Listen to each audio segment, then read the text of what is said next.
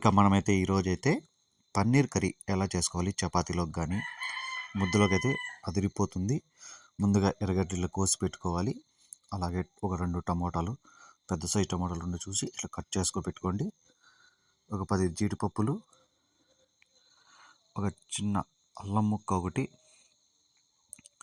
అలాగే వెల్లుల్లి 2 పెద్ద సైజువి, లేకుంటే చిన్న ముట్ట 3-4, బిర్యానీ చెక్క, లవంగాలు ఒక 3, ఎలకలు ఒక 3, బిర్యానీ ఆకు, జీలకర్ర, కొత్తిమీర, గరం మసాలా, నెయ్యి, సాల్ట్, పసుపు పొడి, మిరప్పొడి, ధనియాల పొడి.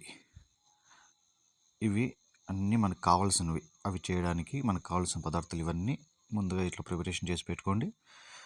మళ్ళీ తర్వాత చూసుకుంటే జీడిపప్పు మిక్సీలోకి వేసి గ్రైండర్ చేసుకోండి. ఒక పొడిలాగా ఇలా పొడి అయ్యే వరకు గ్రైండ్ చేసుకోండి. తీసి మళ్ళీ పక్కన పెట్టుకోండి.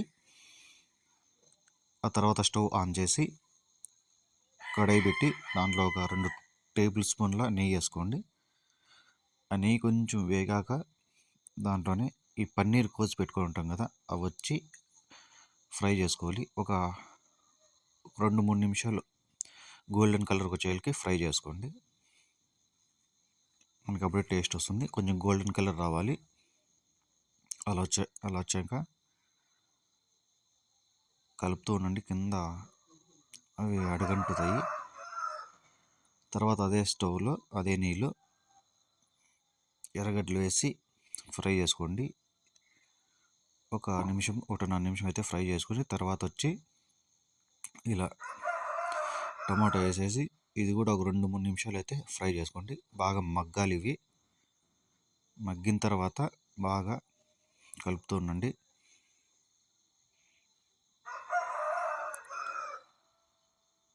బాగా గోల్డెన్ కలర్కి ఎర్రగడ్డలు కానీ టమాటా కానీ బాగా మగ్గిన తర్వాత మనము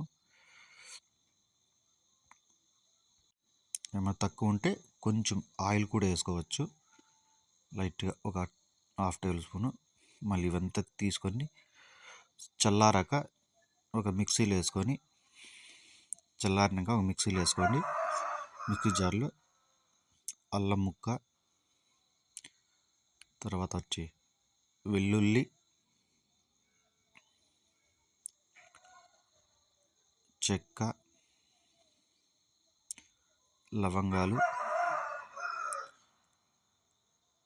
ఏలకులు వేసుకొని అన్ని మిక్సింగ్ పెట్టుకోవాలి. బాగా మెత్తని పేస్ట్ లాగా ఇలా తయారవుతుంది. అది తీసి పక్కన పెట్టుకుని ఇది కూడా కొంచెం చల్లారాక తర్వాత మళ్ళీ అదే పాన్లో మనం ఎర్రగడ్డలు టమాటాలు ఫ్రై చేసిన దానిలో ఒక 2 స్పూన్ల ఆయిల్ వేసుకొని బిర్యానీ ఆకు ఒకటి కొంచెం లైట్గా కాగినాక బిర్యానీ ఆకు వేసుకోండి. తర్వాత వచ్చి అందులోనే జీలకర్ర వేసుకొని 1 నిమిషం పాటు లో ఫ్లేమ్లో ఫ్రై చేసుకోండి. ఎక్కువ మళ్ళీ ఆకు మాడిపోకుండా లో ఫ్లేమ్లో అలాగా కొంచెం ఫ్రై అయ్యేలాగా ఫ్రై చేసుకోండి. తర్వాత పేస్ట్ వేసుకొని మనం మిక్సీ జార్లో టమోటా ఎర్రగడ్డల పేస్ట్ వేసుకొని బాగా కలుపుకుంటూ మరగనివ్వాలి. బాగా కలుపుతూ ఉండండి, ఎందుకంటే చిక్కగా ఉంటుంది కాబట్టి మగ్గనివ్వాలి. అట్లా బాగా కాగిన తర్వాత అందులోని కారం, మిరప్పొడి, అది చిటికెడు పసుపు, సాల్ట్ మనకి ఎంత కావాలంత తగినంత సాల్ట్ వేసుకోండి.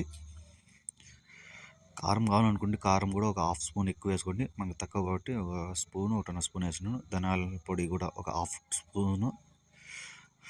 అన్నీ మిక్స్ చేసుకోవాలి. అలా మిక్స్ చేసుకున్నాక మనకి గ్రేవీ కావాలనుకుంటే వాటర్ వేసుకోండి. ఇంకా వద్దు అనుకుంటే కొంచెం గట్టిగానే ఒక లైట్గా వేసుకోండి. అదే దాంట్లో వాటర్ వేస్తున్నాము. మీకు కావాలనుకుంటే కొంచెం వాటర్ వేసుకోవచ్చు, లేదు ఇంకా అంటే వాటర్ కూడా తగ్గించుకోవచ్చు. నేను కొంచెం వాటర్ ఎక్కువే వేసాను. ఎందుకంటే ఇది వచ్చి చపాతీ దాంట్లో కావాలి కాబట్టి కొంచెం వాటర్ కొంచెం ఎక్కువ వేసుకున్నాను. మీకు చిక్కగా కావాలనుకుంటే చిక్కగా కూడా పెట్టుకోవచ్చు. అలాగే బాగా మగ్గనివి కొంచెంసేపు పెట్టినాక చూడు ఇలా మగ్గాలి బాగా. ఈ పచ్చికారం వాసన అంతా పోతుంది. ఒక 5 మినిట్స్ అలా మగ్గిన తర్వాత మళ్ళీ జీడిపప్పు పొడి వేసుకోవాలి. జీడిపప్పు పొడి వేసి బాగా కలిపి ఇది ఒక నిమిషం 1.5 నిమిషాలు కాగినాక మళ్ళీ పన్నీర్ కోసి పెట్టుకున్న ఫ్రై చేసుకున్న పన్నీర్ వేసి దాంట్లో వేసుకోవాలి. ఇది మనకు ఒక 2 మినిట్స్ కాగితే చాలు.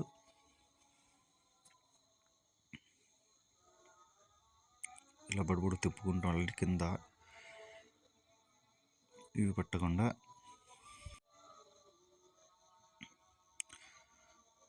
అంతా కాగిన తర్వాత మళ్ళీ గరం మసాలా పౌడర్ వేసుకోండి. లాస్ట్లో ఇంకా 2 మినిట్స్లో దింపే టైంలో గరం మసాలా వేసుకొని లాస్ట్లో కలిపి ఒక్క నిమిషం అట్లా అంతే. ఈ వాసన కూడా పోయేటట్టు పచ్చి వాసన ఒక 40 సెకండ్స్ 50 సెకండ్స్ ఒక నిమిషం లోపల కాగినాక కలిపి బాగా మగ్గనివ్వాలి. తర్వాత లాస్ట్లో దింపే టైంలో కొత్తిమీరతో సర్వ్ చేసుకోండి. అంతే, ఇక పన్నీర్ కర్రీ అయిపోయినట్టే.